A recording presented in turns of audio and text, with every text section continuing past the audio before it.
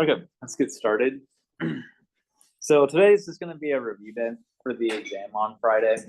So we have today, and then tomorrow there's going to be one of those group works where it's pretty much just a practice exam. So on the group work, there'll be like 7 or 8 problems, and then on the exam itself, there'll be 7 or 8 problems. And I guess the group work will cover material similar to that, which is on the exam on Friday. Like the problems, some of them will be pretty similar. And so I don't know. The 2 best resources for studying for the exam is going to be the group work tomorrow and then like the exam review we're doing today. So I'll post 2, like I have 2 Calc 3 classes. So you'll have 2 exam lectures you can look at for review. Before we do anything else, there was a typo on this. And I wrote this last semester. I forgot that there was an issue with it though. So for problem 6, there's like a problem where it wants you to calculate the derivative using the chain rule of f of x in terms of the variables like s and t. And how it's written now, it says like x to the yth power. Instead of doing x to the yth power, make things a little bit easier and just have like x squared instead. So I feel like having x to the yth power just makes things, I mean, it's not even that much more difficult, but it's just more annoying. And it's not really the point of the problem. So change the x or the y on problem 6, like that's in the exponent to a 2 instead. And I think that's the only issue. I haven't looked at this in a while, but I'm pretty sure that's the only issue. Okay. So first, before I guess go through random problems, yeah, question. Oh, why is it? This is the most important one. It's always the one that's on.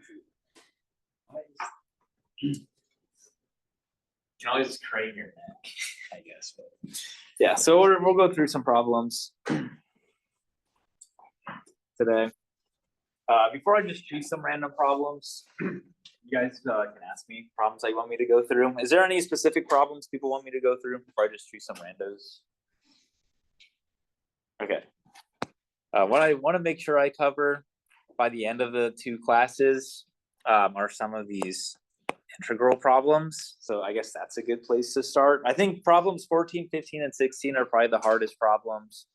And then, I mean, the chapter 14 stuff, I mean, I can't speak for you, and I don't like saying things are easy, but these are the easier problems, right? It's like, do you know how to compute the gradient? Do you know what it tells you?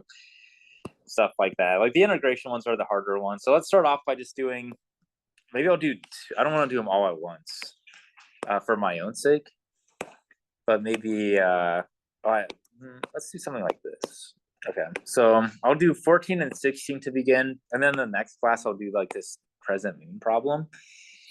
So let's start with problem 14. This is kind of similar to a problem that was on the group work last week, where you kind of had this weird blob that kind of looks like a circle, but it's deformed a little bit. So for this one, it wants you to evaluate this double integral over the domain D of just x, where D is the shaded region that we have here. So it's kind of like this weird semicircle that's filled in. And it tells you what R is equal to. So it tells you that R is equal to 2 times 1 plus cosine theta. And so to begin, and just writing out what the bounds are going to be. How much space is this? I don't know if I want to make a new page or if I want to just... Well, I can squeeze it in. Okay, yeah, I'm just going to write it here. Right, so we have the bounds for R. It kind of tells us what the bounds are going to be. So we know that R is going to be between 0, and then it's going to be bounded above by this 2 times 1 plus cosine theta. And then we need to determine what the bounds for theta are going to end up being.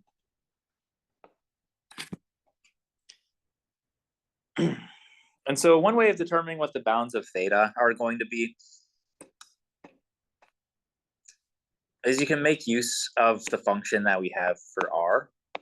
Like really, we want to be thinking in terms of the bounds for R that we have. Specifically, we want to be looking at this function here to determine what the bounds for theta is going to be, because like this is kind of like, you should have a value of theta that corresponds to this point right here that I'm circling, and a value of theta that corresponds to this point right here. And so one observation you can make is like, if we want to make sure we end up getting this point here, we're going to need r to be equal to 0. And so one way of getting r is equal to 0, I mean, technically there's like infinitely many ways, but you can observe that if you plugged in theta is equal to pi, this would be 1 minus 1 times 2, which would then be equal to 0. So one of our bounds for theta, this is just going to be equal to pi, right? If we let theta be equal to pi, we get this point right here. And then if we plug in, so we also want to care about this point right here. So let's say just plug in values of theta that you know and see if you end up getting like 4. One value of theta you can try is theta is equal to 0. If theta is equal to 0, then you get 1 plus cosine of 0, which would be 1 plus 1. And then you're multiplying by 2, which would give you this 4 right here, right? And so we can start here at theta is equal to 0. So we're kind of like this point here, in summary, this is our point theta is equal to 0. When theta is equal to 0, we get r is equal to 4. And then when we have theta is equal to pi, we have r is equal to 0. So this is going to be theta is equal to pi. Right, so we're kind of going this way, right? This is what our orientation looks like. And then we stop here when theta is equal to pi. And you can shift things around, right? If you multiplied everything by like 2 pi, you'll get like the same kind of intervals. So, but I mean, this is the most intuitive sampling. And so I think this is probably going to be, this integral actually turns out to be pretty ugly. Well, I'll save you the hard shit, I suppose. So this is going to be, so we have the following integral. We're doing the integral over d of x dA. We kind of have something like a circle, so we rewrote things in terms of polar coordinates. So we have this double integral, right? And so we're going from 0 to pi with respect to theta. And then we're going from 0 to 2 times 1 plus cosine theta with respect to r. And so if we rewrite things in terms of polar coordinates, x is going to become r cosine theta. So this is going to be r cosine theta. And then we're going to have an r dr d theta. Okay, and so this is going to end up being the following. So we go 0 to pi. So this is really r squared cosine theta dr d theta. And I forgot one of the integrals. Kind of already regret squeezing it into the margins like this. So this is 2 times 1 plus cosine theta. Okay, and then from here, it's just a matter of integrating things. So if you integrate with respect to r, you're going to get r cubed over 3. And then you're going to plug in this 2 times 1 plus cosine theta. And so what ends up happening is this, I'm going to kind of write things out quickly or concisely here. So this is going to be 1 over 3 times the integral from 0 to pi. And then when you plug in this 2 times 1 plus cosine theta into, so we'll get r cubed. Eventually you'll get like an 8 times 1 plus cosine theta to the 3rd power. And this will be times cosine theta d theta. So this 8 just comes from the fact that we're doing a 2 cubed, right? After integrating. Let me, yeah, this is a mistake. I'm going to copy and paste things because there's a little bit more work that needs to be done. So this is the integral I just had written out. I want to write things out using larger writing. And so what happens is, so from here, what you can do is you can multiply this out. And on the exam, if I gave you something like this, I'll just ask you to set up the integral, not actually compute the integral itself, because this one turns out to be pretty ugly. Right, so this ends up being 8 over 3 times the integral from 0 to pi. If you cube everything out and then multiply by cosine theta, this ends up being cosine theta, and then it's a plus 3 cosine squared theta plus 3 cosine cubed theta plus cosine to the 4th power theta. So this is a terrible integral, and that you have to use the reduction formula to find what the integral of cosine to the 4th power is. And I mean, it's just tedious. It's not difficult. It's just a matter of plugging things into a formula a number of times. So I'm not going to go through this, and you're not going to have to use the reduction formula on the exam, so you don't have to worry about knowing how to do this. But you can use the reduction formula to compute this integral. And so this is equal to 5 pi. That's what it ends up simplifying to. So you don't have to know this for the exam. I probably shouldn't have put such a difficult integral, but I was more interested in making sure you know how to set things up in the first place, really, with this problem. Okay. Any questions about problem 14? Yep. Are there any ways to like step-by-step process, all problems to find them out? It's kind of like guesswork. Not really. Yeah, it's gonna vary from problem to problem pretty much. I mean, you just have to rely on the picture that they give you and go from there, pretty much. And that's gonna vary from picture to picture. Like the picture we have here is there's gonna be a different process for finding the bounds of this one than there is on this problem. So there isn't really like a uniform way of doing it, unfortunately. But I mean, this is usually like they give you the equation for the radius and then you can use it to find the bounds for theta. It's like a common way of doing things, I suppose. Yeah, question. How much you wanna set, that they expect us to set up an exam? Would that just be enough for the last one? Like, do you have to like simplify and like you score down? Oh, like this stuff? Oh, I mean, I'll give you something easier to compute on the exam, and it's going to vary from problem to problem. Like for the spherical coordinate problem, I'm probably just going to ask you to set it up without doing any calculations. If there were like, I mean, otherwise, if it's like an integral problem and I don't tell you, you just have to like, I'll tell you to like evaluate the integral, and then I expect you to kind of get to this number. Or you can get, well, like you can also kind of leave your answer like this, I suppose, to save time. I'm referencing like a different integral altogether. But if you computed an integral and you ended up getting like x cubed over 3, and this goes from like 0 to 2, you can leave your answer like this without plugging in x is equal to 2 and then subtracting by x is equal to 0. So you can leave your answer like this if you find something like that. That's what I would say.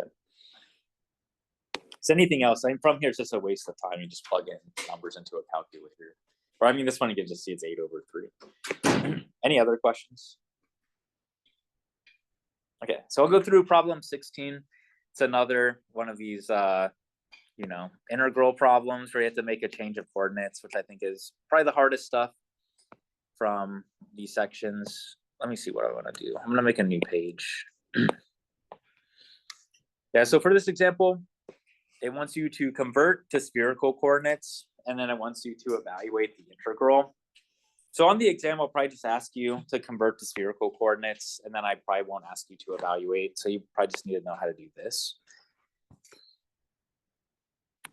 Okay, and so what we need to do here, like before you do anything else, it's just a good idea to draw a picture of the region that it's describing, which is just a matter of looking at the bounds of integration that's given to us. Right, so we know with respect to z, it's going to be bounded between 0. Actually, let's go, instead of starting at z and going downwards, let's start with x and move upwards. So from the outer to the inner. So let's draw a picture of what we have.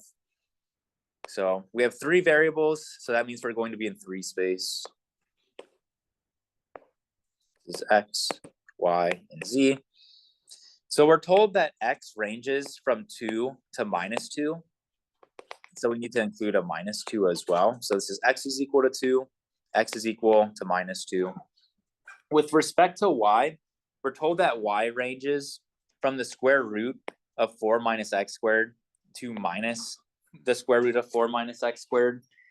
And so you should be thinking, whenever you see the square root of a number minus some square, you should be thinking in terms of a circle, right? Like if you took this square root of 4 minus x squared, like what we're saying is our maximum is y is equal to the square root of 4 minus x squared, which means y squared is equal to 4 minus x squared, which means that x squared plus y squared is equal to 4, which means that we have a circle of radius 2, right?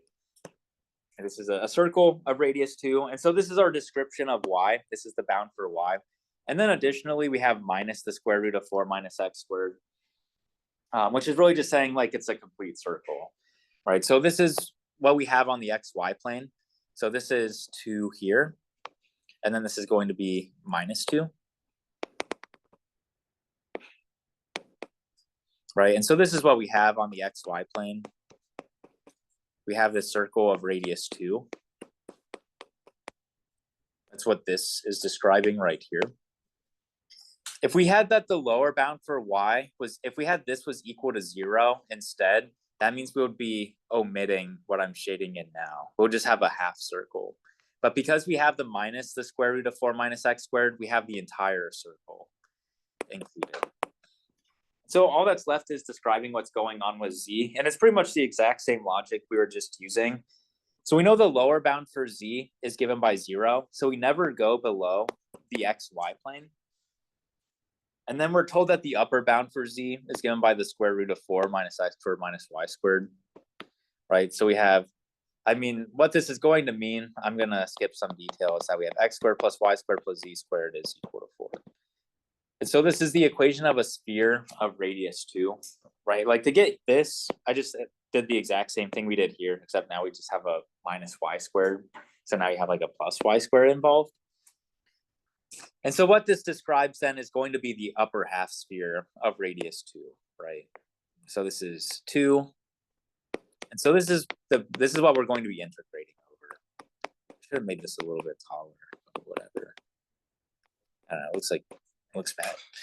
Oh, anyways, this is like an upper half sphere of radius 2, if you use your imagination, I suppose. And so this is what we're integrating over. And once you have the picture drawn, it's easier to understand what the bounds of integration are going to be. So if we're thinking in terms of spherical coordinates, there's 3 variables we're concerned with. So we have rho, which is our radius. We have theta, which is our polar angle. And then we have phi, which is the angle of declination.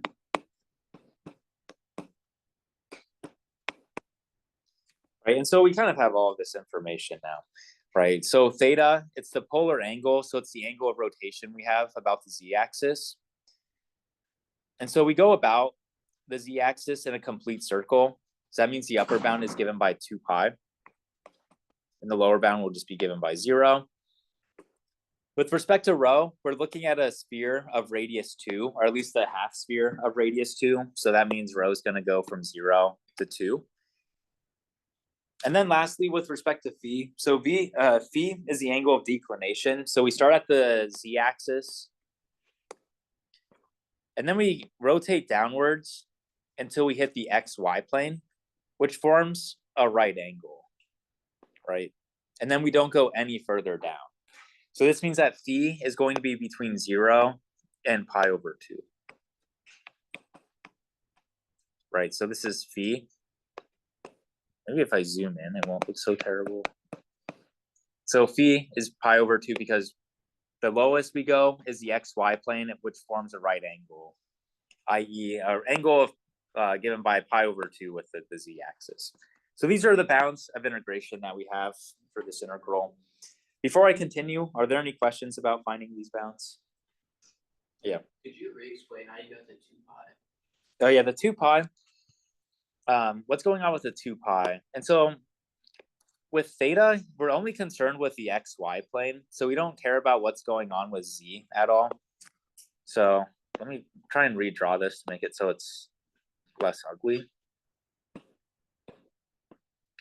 less convoluted. So this is the xyz space. And so this was the circle we drew on the xy plane. This is a circle of radius 2. And so the main point is theta records the angle of rotation we have about the z-axis that I'm highlighting here. And so we're starting, well, we can suppose we're starting at the x-axis, and then we do this complete rotation about the z-axis. So we have a complete circle about the z-axis. And so because we have this complete circle, like we start here, we go around like this complete circle, and we go back to where we began. And so this means we have theta is going to be between 0 and 2 pi. So this is like a complete circle. If we omitted this part here, what this would mean would be that theta is going to be between 0 and pi. So we start here and we only do a half circle. So it would go from 0 to pi. If we went from here all the way to this part here and then stopped, then this would be 3, or it would be like 3 pi over 2. And so because we're doing the full circle, it's like 2 pi. That's where it is. Any other questions about the setup before I continue? And I think with the integral, you just have to do u substitution. So I don't think the integral turns out to be too bad here. But I'll give you like the general details, I suppose. All right, and so we have the following triple integral. So we're looking at e to the minus x squared plus y squared plus z squared.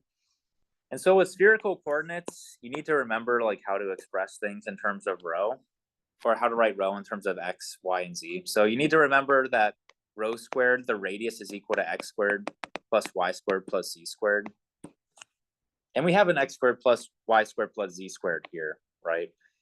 And so this is going to become e to the minus. So instead of writing e, or instead of writing x squared plus y squared plus z squared, you can write this as minus rho squared. And then we're applying the 3/2 power. So that's what that part will look like. And then when we're doing spherical coordinates, due to the change of coordinates we're applying, you have to compute, well, you don't have to compute the Jacobian, but that's how you like derive it. We always have to have a rho squared times sine phi that shows up. So we always have rho squared times sine phi, and then you have the d rho, d phi, d theta. Right, and so now we can do the balance of integration. This will go from 0 to 2. This is 0 to pi over 2, and then this is 0 to 2 pi. And you can mess around with the order of theta and phi if you want. It doesn't really matter too much.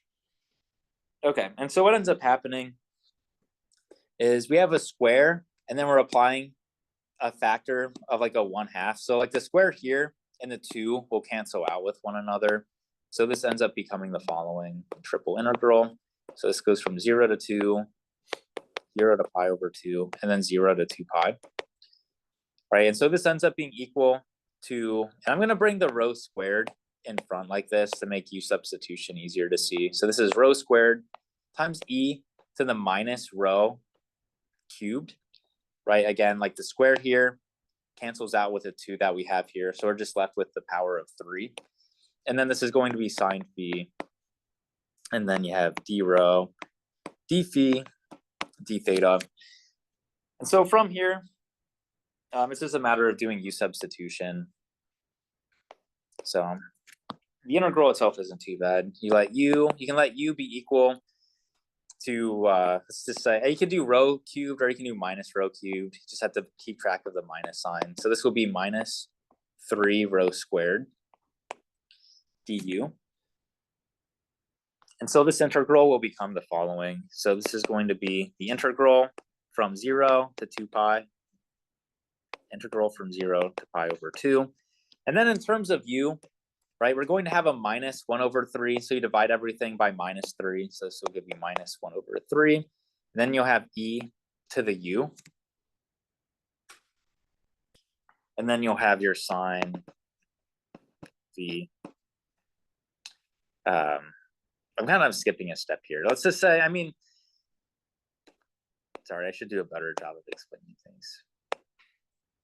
Right, we should have like a third integral here. But we're just doing the integral of e to the u. The integral of e to the u is just e to the u. So, I'm just going to say we've already integrated with respect to u here. Right, and so I'll leave in like this bounded thing. This is like, so I'm going to get rid of the d phi or d rho, and this is like d phi, d theta. Right, so I kind of skipped this step a little bit. And then I guess this should go from, instead of 0 to 2, this will go from 0 to minus 8. Right, so you should know I'm just doing u substitution, right? And so from here, you can plug in like u is equal to minus 8. So what ends up happening is you get a constant. So you can put out the minus 1 over 3. This is going to be e to the -8. When you plug in 0, you get 1, so this is -1, and then you get the integral from 0 to 2 pi. 0 to pi over 2, and then you just have sine phi. And then you have the d phi, d theta.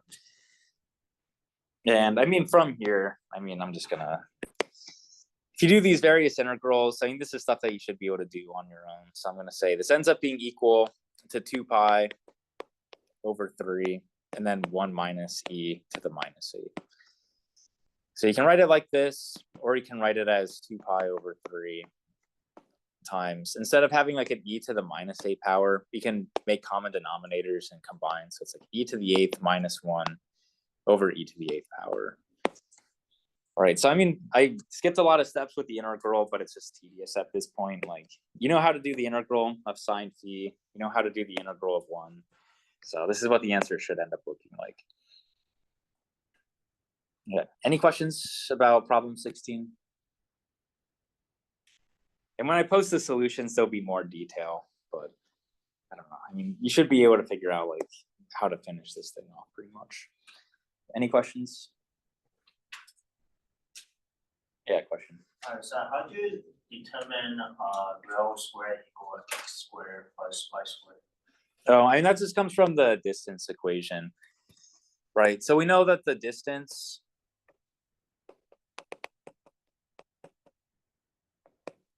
of, if we're given any point x, y, and z from the origin, which is 0, 0, 0, we know the formula is given by the square root of x squared plus y squared plus z squared. This is something we proved in section like 13.1 or something like that. When we were first talking about multivariable calculus, we derived this equation. And then you should be thinking, a sphere is just a collection of the points that have a distance rho from the origin. And so like we always have rho is equal to the following. And so if you square both sides, you get rho squared is equal to x squared plus y squared plus z squared. Right, we're just making use of the distance formula we derived sometime in I guess like February or something like that. I was forgetting like what month we're in and like what semester. So that's why it took so long. Okay. Does that make sense? Any other questions? Yeah, so you always think of spheres in terms of these are the points that are a certain distance away from the origin. So the radius is defined by this distance equation. Okay, so that covers 2 of the harder problems, 14 and 16.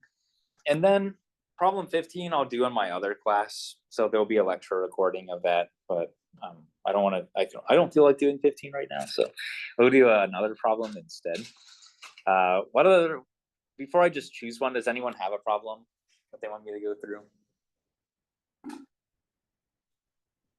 I don't even know if people have it in front of them or not, but okay, let's look at, I haven't looked at this in a couple of months. So let's see. Let's do one more integral problem. Again, the integral stuff is the harder part of the exam, I would say. So it's better for me to focus on those kinds of problems before doing others. So let's do problem 12. For problem 12, it wants you to change the order of integration when we have the following double integral. So this integral, first we're integrating with respect to x, and then we're integrating with respect to y. And we want to switch the order, so that way we're integrating with respect to y, and then we're integrating with respect to x. So, I mean, you don't have to do this, but usually what I do when I'm doing these kinds of problems is I just draw a picture of what we're integrating over. And this one, it doesn't tell you to actually evaluate the integral. So I should have enough space to just do it in the margins. I'm gonna make the same mistake I made earlier. But there should, I mean, I'm not computing. It should be enough space. Okay, so this is what we're looking at right now. Again, if you want to determine the picture of what you're integrating over, you should be looking at the bounds of integration, and you should be thinking about what it tells you. And so what it's telling us is that we have x is bounded between 0 and the square root of y. And then we also have that y is bounded between 0 and 9. And so you could graph this out, but usually it's harder to graph things out when you're thinking of x as a function of y than it is to think about y as a function of x. So what I'll recommend you do before you do anything is you'll take this equality, like, well, at times have x is equal to the square root of y, and we can mess around with that, right? So if we have x is equal to the square root of 9, not the square root of 9, the square root of y, if we square both sides, this is telling us we have x squared is equal to y. And it's much easier to graph y is equal to x squared than it is to graph like x is equal to the square root of y, which is why we do this. And so that gives you an easier way to think about like what region we're integrating over. And so this is what we're looking at. So we have a double integral, so we just need to think about what's happening on the xy plane with respect to our domain. And so what we're going to do is we're just going to draw y is equal to x squared, like so. And then we're also making use of the fact that x is bounded below by 0. So we're not going anywhere. We're not including this part of the graph. And then we also have that y is bounded between 0 and 9. So let's draw a 9 here. And this is our upper bound with respect to y. So now you just need to think in terms of like what the upper bound for x is going to be, which is really just a matter of asking or answering the question of like when does y is equal to x squared end up being equal to 9. So this is the curve y is equal to x squared, which is the exact same thing as having the square root of y is equal to x, right? So it's the exact same curve, just written in different ways. All right, and so, I mean, if y is equal to 9, that must mean that x is going to be equal to 3. So that means we're going to have a 3 here.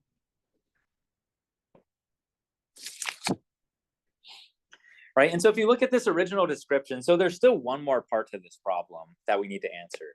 We need to answer the question of, are we integrating this region or are we integrating this region right here? And so how you determine that question is you look at the original bounds of integration that they gave you, namely this part right here. And so due to the fact that this upper bound for x is given by the square root of y, what this means is we're starting at the x-axis or the y-axis, and then we're moving until we hit the square root of y, right? So we're integrating over this region. If we had a different description, like if we were doing this region instead, this region is bounded between the square root of y and then x is equal to 3, right? So it describes a different region of integration, which means, so it means we're integrating this region right here, right? So we're interested in integrating over this region that I'm shading in. And now we have all the bounds that we need, right? We see that x varies from 0 to 3, and we see that y varies from x squared to 9.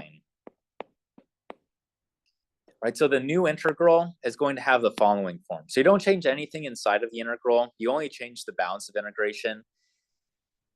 And so I guess the only thing that changes is this is going to be x dy dx instead of x dx dy. So this will be x squared plus y squared to the 1/2. And so now if we're integrating with respect to y first, you can see we're bounded below by x squared and bounded above by 9. So this is going to go from x squared to 9. And then the second integral, we're starting at, again, the second integral should be entirely in terms of constants, and we're going from x is equal to 0 to x is equal to 3. So this goes from 0 to 3. And so this is the new integral, right? Really, you just need to make sure, like this is the important part, right? Is that you have the new bounds. But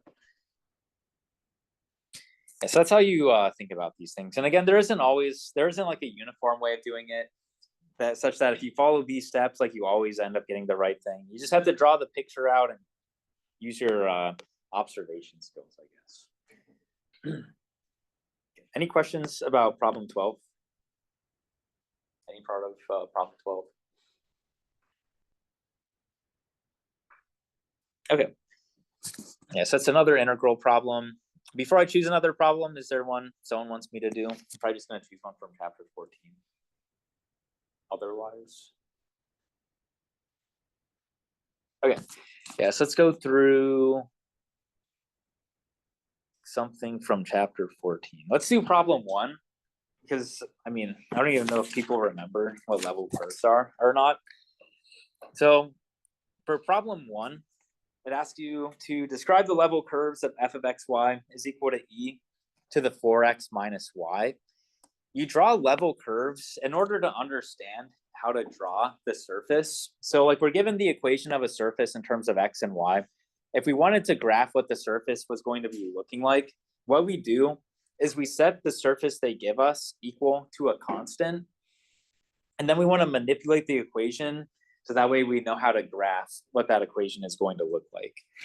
Right? So if I want to draw out the level curve, so we take this equation and we set it equal to a constant c.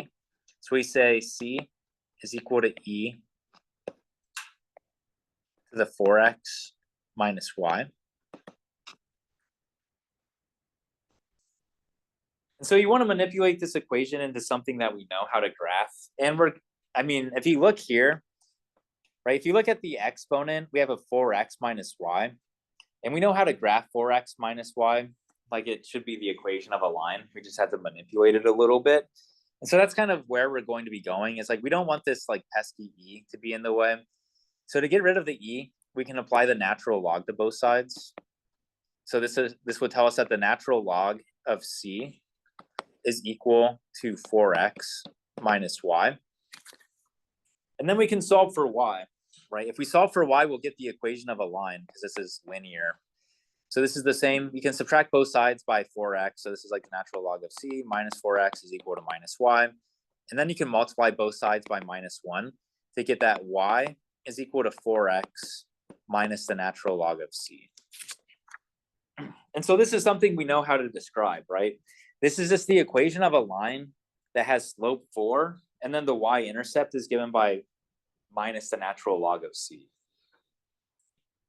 Right, and so this is all you would have to do. It's like you'll write out this equation of the line, and then you'll say, this is the equation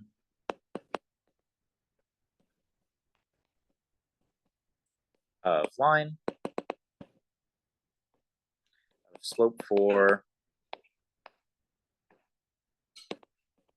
and then y-intercept given by minus the natural log of c. Right, and so as c varies, what that means is you're going like up and down the z-axis. And as you're going up and down the z-axis, all that changes is going to be what your y-intercept is going to end up looking like. And so you can use this information to draw the graph, but it's just asking you to describe the level curve, so you don't have to graph anything here. So this goes, it's been a while. So this is section 14.1, in case you don't remember, which I think was a snow day or like an ice day, I guess. Any questions about problem 1? Okay. What next? What do we want to do next? What about problem 4? Maybe problem 4? Okay, we'll do problem 4. Problem 4 looks bad, but it really isn't that bad as long as you know what it's asking you to accomplish. Let me circle the problems that I've done, actually. So we did problem 1. And now we're going to do problem 4. So problem 4, it wants you to find the unit vector e at the point P is equal to 0, 0, 1, pointing in the direction along which f of x, y, z, given by the following, increases most rapidly. And so when you see like pointing in the direction of where it increases most rapidly, the first thought that should come to your head is that we need to find the gradient. So like the direction of greatest increase corresponds to the gradient. That's what the gradient tells you. It's like the big point of the gradient. It points in the direction of greatest increase. So this is asking you to find the gradient. And after you find the gradient, you just plug in this point P, and then you're going to transform it into a unit vector because it wanted you to find the unit vector pointing in the direction of the gradient. So like what this is really asking is it's asking you to find the unit vector that points in the direction of the gradient. So I wrap it up in other language, but once you understand that, the problem itself isn't so bad. So this is problem 4. I'm just going to rewrite it here. Okay, and so what we're given is the following. So we have f of x, y, z. This is equal to x times z plus e to the minus x squared plus y. And then we're also given the point P is equal to 0, 0, 1. Okay, and so what we need to do is we find the gradient. That's the first thing that we accomplish here. So the gradient, again, all you do is with respect to each variable, you take the partial derivative, and that will be the corresponding component of your vector. So first, we take the partial derivative with respect to x. If you take the partial with respect to x, you'll get a z. And then you do the chain rule here, and that'll give you a minus 2x times e to the minus x squared plus y.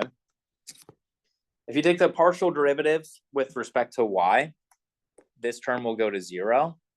And then using the chain rule, it's just going to be the derivative of this function with respect to y times the original function here. So that's just going to be e to the minus x squared plus y.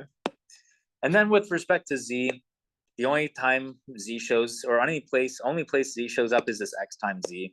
So this is just going to be x. And now it's just a matter of plugging in the point 0, 0, 1 into this and seeing what we end up getting. If you plug in p is equal to 0, 0, 1, so this ends up being equal. Let me write out it. I'm going to use proper notation. So this is like gradient of f evaluated at p, or you can write it like this. So you're evaluating the gradient at 0, 0, 1. So this is going to become 1. And then this is going to become 0 because x is equal to 0. So this is going to become the vector 1. If x and y are both equal to 0, you have e to the 0 here, which is going to be equal to 1. And then the last component is just x, and you plug in x is equal to 0, which gives you 0. So this is the gradient of f at our point P. And so this is the vector that points in the direction of greatest increase. But we're not done yet, because what it wanted you to do is it wanted you to find the unit vector at this point that points in the direction of greatest increase. So that means we're going to take this gradient, and then we're just going to make it so it's a unit vector. So you just divide by the length of the vector. And so we have e. This is equal to, wait, I said e, right? Oh yeah, it said unit vector e. So this is going to be equal to the vector 1, 1, 0, the vector we just found, divided by the magnitude of 1, 1, 0. And so this is going to be 1, 1, 0. The magnitude of this vector is just given by the square root of 1 squared plus 1 squared. So this is the square root of 1 squared plus 1 squared plus 0 squared. And so you end up getting the following vector. This is going to be 1 over the square root of 2 times 1, 1, 0. So this is the answer for this problem. So you just find the gradient, plug in the point, and then transform it into a unit vector. Find the unit vector pointing in the direction of greatest increase. Any questions about 4? Okay, so I'll go through one more problem. Any last requests before I just choose one? Yeah, 5. So for 5, it wants you to compute a directional derivative at a point P in the direction of V, where we have that f of x, y, z is equal to sine of x, y plus z. And then the point P is given by 0, 0, 0. And then the direction vector is given by V is equal to I plus k. So another way of writing things out, if you don't like the standard basis vectors, is this is equal to the vector 1, 0, 1. So I'm going to copy this information down, and then I'll start working through it. So this is problem 5. So we have f of x, y, z. This is equal to sine. Yeah. Is this where you take the gradient and then you together? Yeah, that's exactly it. Yeah, so we're going to first compute the gradient. And then we're going to, I mean, as was just said, like we find the gradient of f, and then we're going to dot it with v after we divide by the magnitude of v. So when we see like a directional derivative, just like derivatives, it should like output a number after we're done. And we know if we do a dot product, you end up getting a number. So that's like one way of thinking about things. So the first thing we do is we compute the gradient of f, which requires the chain rule because everything's inside of sine. So if you take the derivative with respect to x, right, the y is going to come out. That's the only thing. Like, so it'd be cosine of x times y, or cosine of x times y plus c multiplied by the derivative of the inside with respect to x, which is just going to be this y. So this is going to be y cosine of xy plus c. Similarly, if you take the derivative with respect to y, it's going to be x cosine of x times y plus z. And then if you do the partial derivative with respect to z, you're going to have cosine of x times y plus z. And then you multiply by the derivative with respect to z, which is just going to be 1. So this is just going to be cosine of x times y plus z. So this is the gradient of our function. And then from here, you plug in the point 0, 0, 0. If you plug in the point 0, 0, 0, we're assuming x and y are both equal to 0.